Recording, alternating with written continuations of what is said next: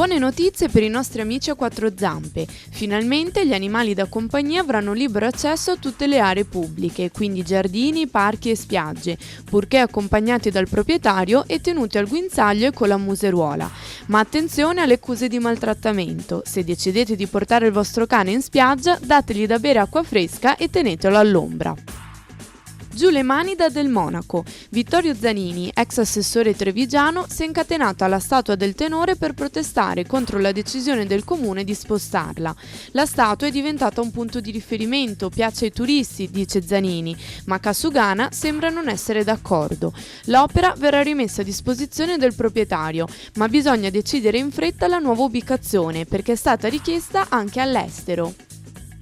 L'Università di Padova si piazza al quinto posto nella classifica degli atenei italiani stilata dal Sole 24 Ore.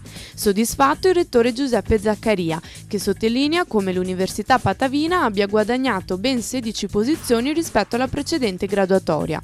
Per quanto riguarda le classifiche parziali, invece, Padova si posiziona seconda nella categoria fondi esterni, ovvero la capacità di reperire risorse per i suoi progetti di ricerca.